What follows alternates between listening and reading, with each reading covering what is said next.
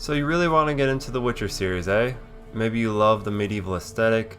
Maybe you really want to play The Witcher 3, like one of the most well-reviewed and beloved games of all time. Or maybe, just maybe, you want to grate cheese off of Henry Cavill's abs. For whatever reason, you want to get into the series, and I'm here to help you with that, as it can be really confusing if you have no idea what's going on. There's a whole lot of, the timeline can get really weird, especially in the show, which, oh man, might even have to make a whole separate video for that one.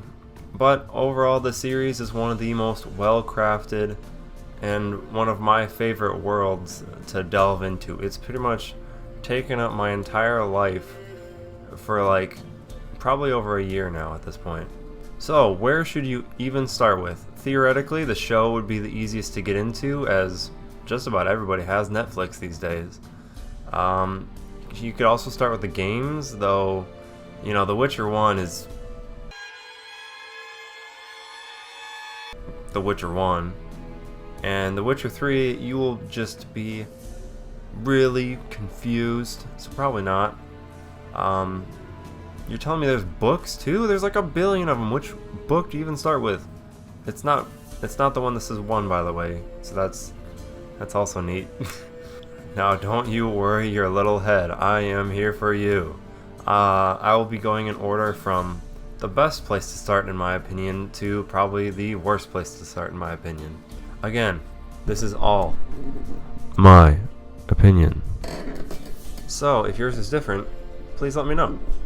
There's no real wrong place to start except for doing what I did. Do not read the books, play the games, and watch the show all at once. You will be left with the intellect of Bart the Troll, and will talk just like him too. Got a minute? Minute, but no minute got. But rocks got. Rocks want? I mean a minute to talk. You mean? But nice! Now, I'm sure this comes as no shock to anyone, but the best place to start would be with the books. It's really shocking, I know. It is the most complete telling of all the events in the order that makes the most sense. I'm looking at you, Netflix show. The book you would start with, should you want to start with the books, is The Last Wish. It is a collection of short stories, which all basically delve into establishing who Geralt is, what it means to be a Witcher, how any of this even works, who is Yennefer, and just starts the ball rolling in the right direction.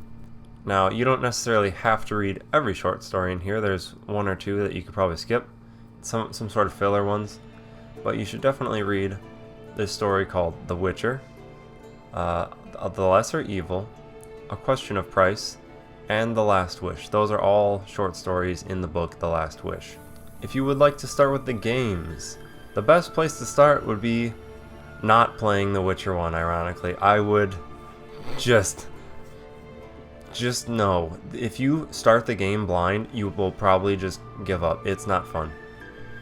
Realistically, if you want to get into the games, the best place to start would be watching something on The Witcher 1. So either watching my playthrough of it, or something like Joseph Anderson's video of it, which is just a complete retelling of The Witcher 1, all the different choices you can make and their consequences, all in one short 4-hour video. Yes, short 4-hour video, because the game is like 50 hours.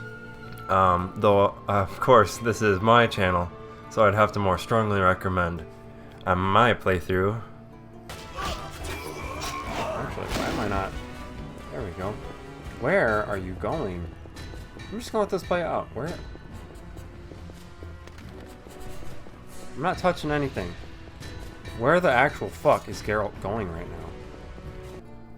Otherwise, you could also just play The Witcher 1 for yourself, though it is extremely super duper jank, and you gotta know that going in, and just embrace it. It's good for you, good for your soul.